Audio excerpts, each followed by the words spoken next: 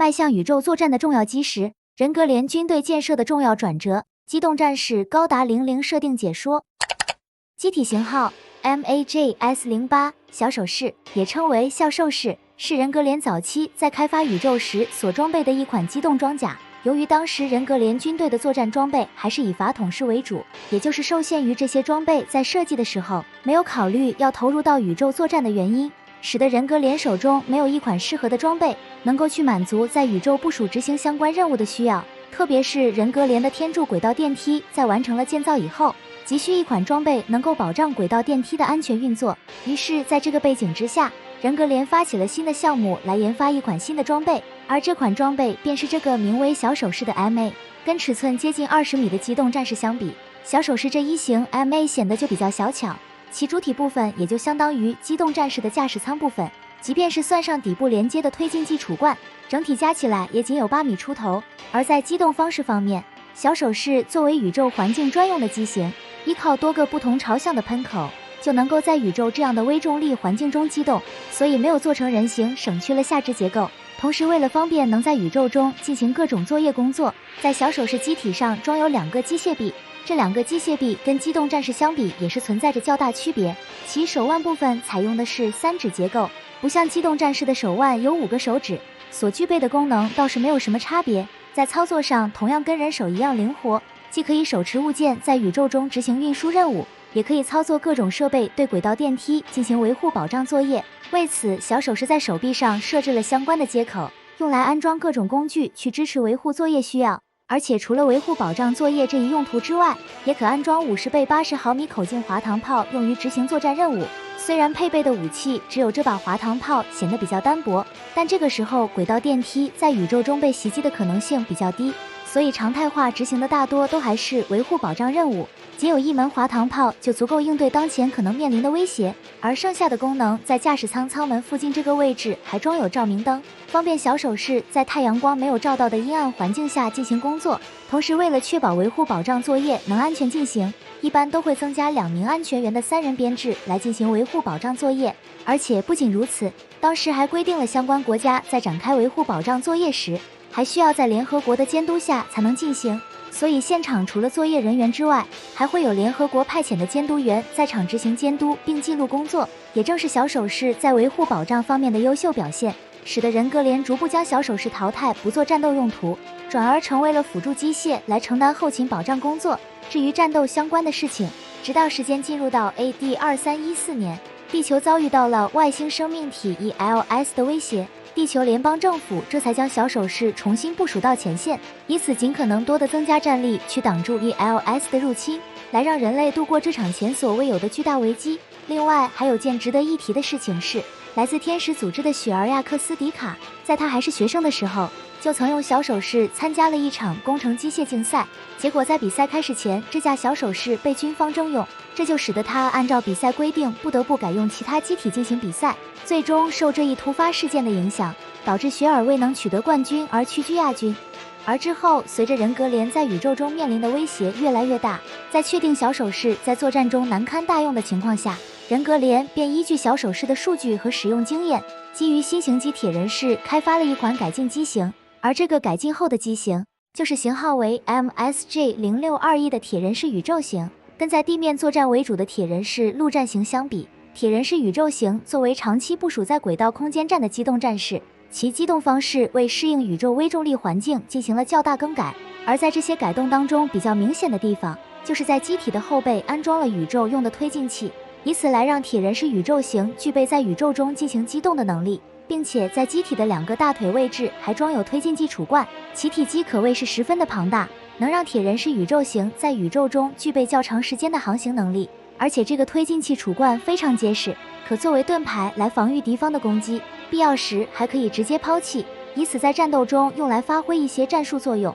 当然推进剂储罐主要还是用来提升机体的机动性能，这还得益于在机体周围布置了多个不同方向的喷口，使得机体能够及时做出反应去规避敌方发起的攻击，而且所输出的推力也是十分的强劲。一度在轨道空间站发生重大事故时，由谢尔盖·斯米尔诺夫驾驶的铁人式宇宙型利用了自身强大推力，去阻止因受损分离而坠向地球的第7重力舱段，随着天人组织的主天使高达及时赶到支援，使得第7重力舱段坠向地球的速度开始降低，从而为后续救援行动的展开争取了宝贵的时间，最终成功挽救了被困在第7重力舱段里的200多名人员。由此可见，铁人是宇宙型的性能表现已经足够应对在宇宙环境中进行高强度的对抗。另一方面，铁人是宇宙型的驾驶舱没有做出多大改变，其操纵机体的方式仍跟铁人是陆战型一样，使得驾驶员能在一套培训体系之下，具备从地面到宇宙驾驶机动战士进行作战的能力。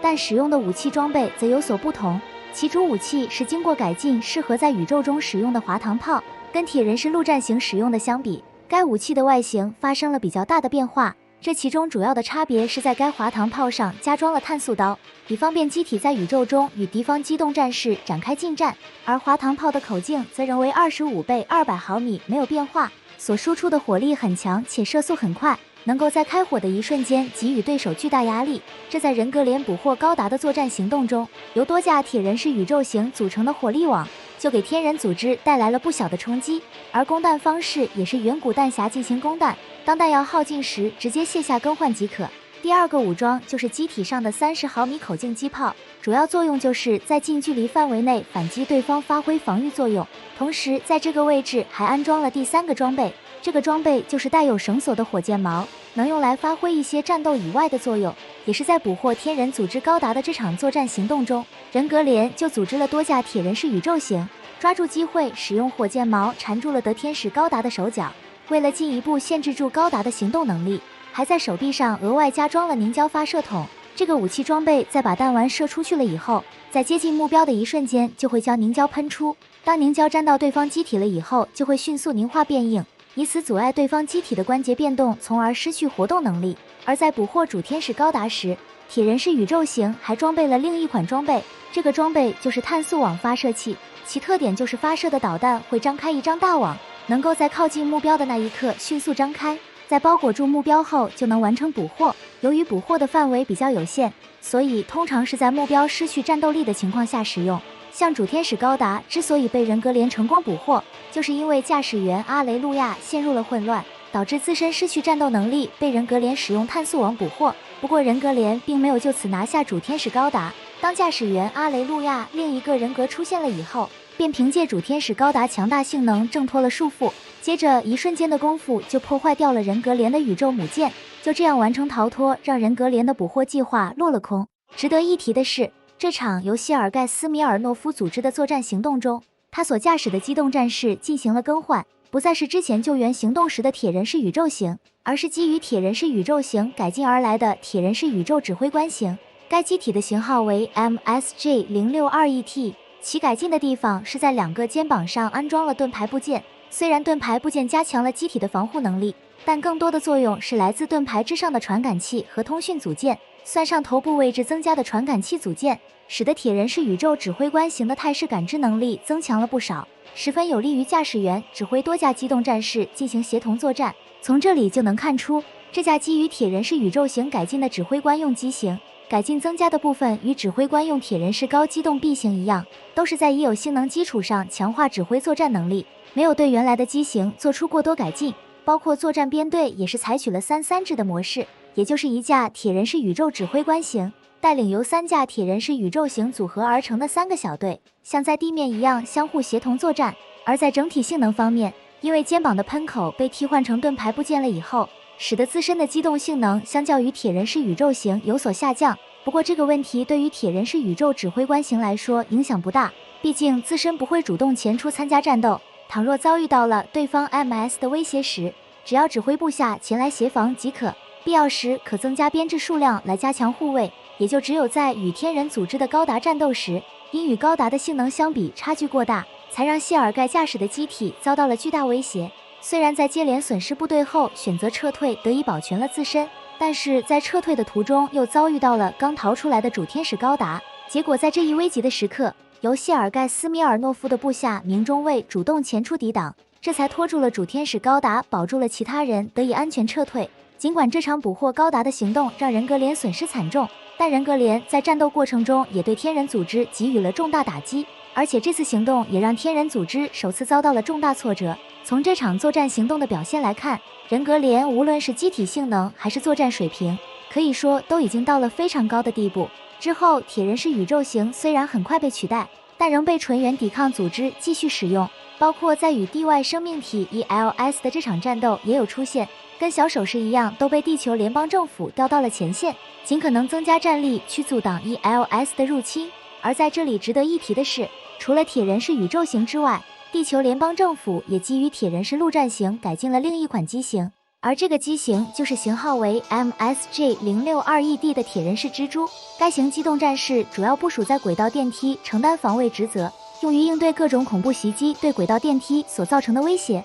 虽然地球联邦一成立就已经装备使用拟太阳炉的机动战士，但装备的数量不够多，加上此时世界局势日趋动荡，导致轨道电梯频繁遭受攻击，使得地球联邦政府在应对威胁时显得比较吃力。于是在这个背景之下，地球联邦政府便开发了这个特化机型铁人式蜘蛛，以便常态化部署在轨道电梯上，去应对各种武装组织的恐怖袭击。可以发现，铁人式蜘蛛为了方便在轨道电梯上机动，使用了滚轮这种较为独特的机动方式，这样铁人式蜘蛛就能利用轨道电梯上的轨道进行机动作战，从而实现快速抵达事发区域进行防御作战。而且比这个更加重要的是，铁人式蜘蛛在轨道上机动时就能持续获得电量供应，这样不但能省去大部分频繁补充能量占用的时间，还避免了长距离奔波导致战斗续航能力不足的情况。可以说，地球联邦政府在有了铁人式蜘蛛以后，原先在轨道电梯上作战效率低下的问题就得到了改观。值得一提的是，铁人式蜘蛛并没有特化成只在轨道电梯上使用的机型，只要将底部的滚轮换成轮胎，就能部署在地面上作为移动堡垒使用。由于铁人式蜘蛛本身全身覆盖有重甲，再算上机体身上还有4个护盾加强防护，这就使得铁人式蜘蛛的整体防御变得非常坚固。基本上那些对轨道电梯发起的恐怖袭击，很难击穿铁人式蜘蛛的防御造成伤害。而在武装方面，铁人式蜘蛛在右手携带了200毫米口径的线性炮，该炮依靠轨道电梯提供的持续电能用于攻击，其射出的弹丸速度和射程均要远超于铁人式陆战型的滑膛炮，所输出的攻击威力是十分的强大，很容易就能压制住敌方机动战士发起的突袭攻击。而这一点在一场模拟战中就得到了验证。当时由地球联邦的王牌驾驶员艾米辛巴尔驾驶进阶型厄运式向铁人式蜘蛛发起了突袭，结果铁人式蜘蛛在光束扰乱装置的辅助下，使用线性炮成功逼退了艾米驾驶的进阶型厄运式，由此验证了铁人式蜘蛛在轨道防御方面的可靠性。而除了这把线性炮之外，在2个尖盾位置还各安装了6连装导弹发射装置，所配备的弹种主要是前面提到的光束扰乱装置，在发射出去后就会形成屏障来抵御敌方的光束攻击。其他的弹种还有 GN 粒子干扰弹可供选用，作用是用来扰乱敌方传感器和通讯能力。最后在这个部位还是有一座30毫米口径机炮，作用是作为近距离的攻击火力，去打击敌方人员和一些轻型装甲之类的目标。同时该机炮的射速很高，能在密集输出火力后瞬间形成弹幕，因此可作为防空武器去打击空中目标。凭借以上这3样5倍组成的防御体系，铁人式蜘蛛在列装了以后，为地球联邦保卫轨道电梯发挥了重要作用，甚至还能利用铁人式蜘蛛能在轨道电梯上机动这一特性，必要时还能去承担轨道电梯的维护保障工作，以此让铁人式蜘蛛的泛用性进一步得到提升。所以即使地球联邦全面换装拟太阳炉的机动战士后，针对轨道电梯这一环境设计的铁人式蜘蛛仍然是使用效率最佳的机动战士。